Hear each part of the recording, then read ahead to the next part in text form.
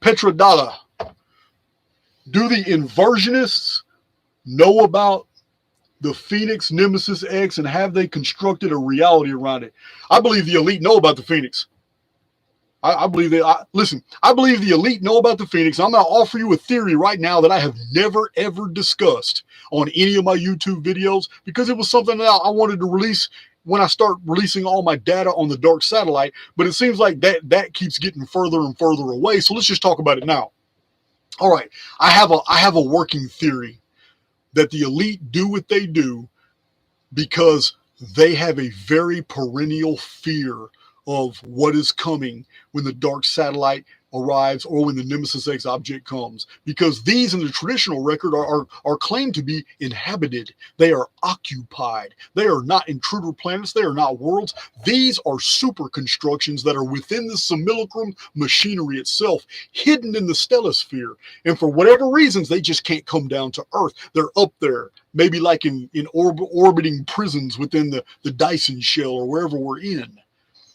I have a theory, though, that the elite are playing the part of stewards, because even if they don't want to participate in the things that they do against the collective, they have to in order to maintain their own security, because this kingship over the world is supposed to be maintained until they hand it over to other identities and personalities who are going to claim it back, who have been here before and left it to the elite and their families to as a type of stewardship.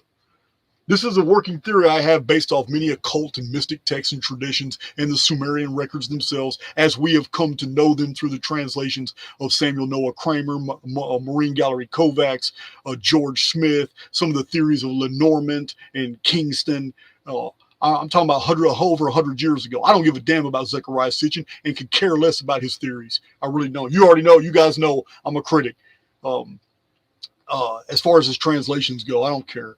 So, but anyway, yes, I'm a student of Thomas Burgoyne, though, and many of you know what I'm talking about because you took it on my recommendation to go ahead and order his books from the 1880s, Ancient Egypt, Light of the World, Volume 1 and Volume 2. He does spend about a chapter talking about the dark satellite and its occult inhabitants and how they will come back to our world. So we have glimpses of this fear of these ancient ones and their return in a lot of occult literature.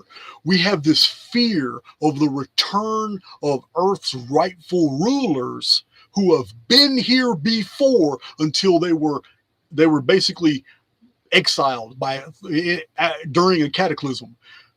And they've been trapped somewhere else, but they always expected to return. And when they return, they fully expected that those that they gave the reins of power had better still be ruling when they get back, to make their job when they return much easier.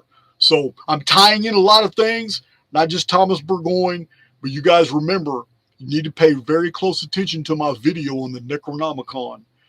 Some of you in the comments section on that video, took it upon yourself to try and educate me that the Necronomicon is fiction. And I'm telling you now, over and over and over, it is fiction that is always covering fact. I've also shown you in that video that a lot of that material came from Near Eastern texts. Whole passages of the Enema Elish from ancient Babylon are in the Necronomicon. A lot of passages from old Arabic occult texts are also in the Necronomicon. So don't think the Necronomicon doesn't have value. I showed you where it talks about the Great Pyramid, the Gate of Yaxakak, how it's all mentioned, and how the ancient ones are returning to the earth once more. It's all there. The dark satellite super construction or the Nemesis X object, which is also a super construction, are returning. But it's the Nemesis X object that's actually going to collide with Earth. It's not going to be a planet or a giant comet or an asteroid.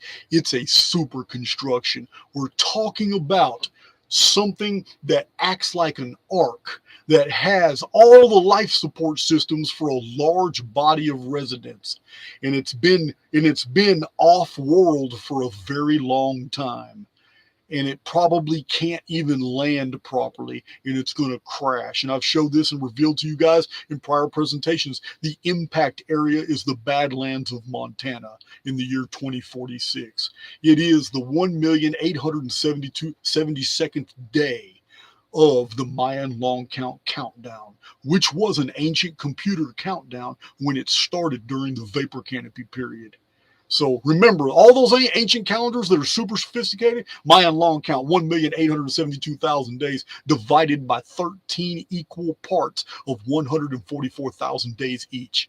It's a computer template, just like the Vedic calendar, which is all divisible by 144,000 day periods.